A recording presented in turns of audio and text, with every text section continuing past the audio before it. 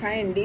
ఇవాళ ఎండోమెట్రియోసిస్ గురించి చెప్దాం అనుకుంటున్నాను. ఎందుకంటే చాలామందికి ఎండోమెట్రియోసిస్ గురించి అడుగుతున్నారు. కొంతమంది పేషెంట్స్ అయితే మెసేజ్ చేస్తున్నారు, ఎండోమెట్రియోసిస్ అంటే ఏంటో చెప్పండి కొంచెం అని.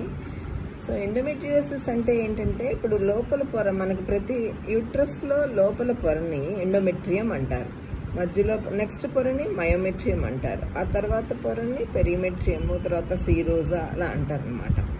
సో లోపల పొర చాలా వలనరబుల్గా, అది ఎవ్రీ మంత్ షెడ్ ఆఫ్ అయిపోతూ ఉంటుంది. మెన్సెస్ అయినప్పుడల్లా ఎండోమెట్రియం మొత్తం షెడ్ ఆఫ్ అయిపోతుంది, మళ్ళీ కొత్త ఎండోమెట్రియం ఫామ్ అవుతుంది అనమాట.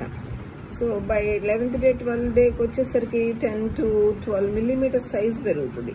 శాంతం పూర్తిగా షెడ్ ఆఫ్ అయిపోయిన ఎండోమెట్రియము గ్రాడ్యువల్గా 6th day నుంచి మళ్ళీ ఫామ్ అయ్యేది, చక్కగా లేయర్స్గా ఫామ్ అయిపోయి 12th day నాటికి ఏమో 12 millimeters దాకా వస్తుంది.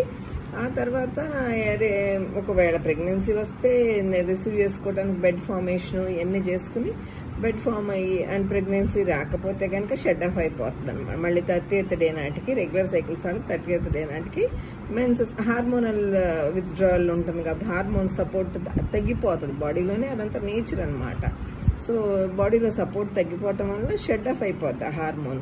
అదే ప్రెగ్నెన్సీ వస్తే కనుక అదే హార్మోన్ అలాగే ఎలివేట్ అయ్యి అలాగే ఉంటుంది కాబట్టి అది షెడ్ ఆఫ్ అవ్వకుండా ప్రెగ్నెన్సీ కంటిన్యూ అవుతుంది. నార్మల్గా ప్రెగ్నెన్సీ రాకపోతే, ఫర్టిలైజేషన్ కనుక అవ్వకపోతే ఆ హార్మోనల్ సపోర్ట్ ఉండదు కాబట్టి షెడ్ ఆఫ్ అయిపోద్ది. దాన్ని ఎండోమెట్రియం అంటాం. సో న్యాచురల్గా అదే ఎండోమెట్రియం ఏమవుతుందంటే అబ్నార్మల్ సైడ్స్లో కూడా ఉంటుంది. అంటే డిఫాల్ట్గా బై బర్త్ అంటే మనం పుట్టేటప్పుడే పొట్టలోనే బేబీ తయారయ్యేటప్పుడు కానీ ఎట్లాగైనా ఆ ఎండోమెట్రియం అంతా మైగ్రేట్ అయ్యి ఎండోమెట్రియం ఏరియాకి మాత్రమే రావాలి ఆ సెల్స్ అన్ని రేర్.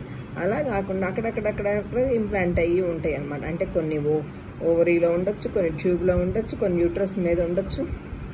అది డిఫాల్ట్గా అలా చిన్న చిన్న సెల్స్ కొంచెం ఉంటాయి అన్నమాట. ఒక్కోసారి పెరిటోనియల్ క్యావిటీలో కూడా ఉండొచ్చు. అది ప్యూబర్టీ ఏజ్ తర్వాత, మెన్సెస్ స్టార్ట్ అయిన తర్వాత, ఎవ్రీ మంత్ మెన్సెస్ అయినప్పుడు ఎండోమెట్రియం ఎలా షెడ్ అవుతుందో అక్కడ ఉన్న 1 or 2 cells or group of cells ఏమవుద్ది, కొద్దిగా బ్లీడ్ అవుతాయి అనమాట. ఇది చేసిన పని అవి కూడా చేస్తాయి, ఎందుకంటే దాని క్యారెక్టర్ అది కాబట్టి. సో ఇక్కడ చూడండి, ఒకసారి చూపిస్తాను.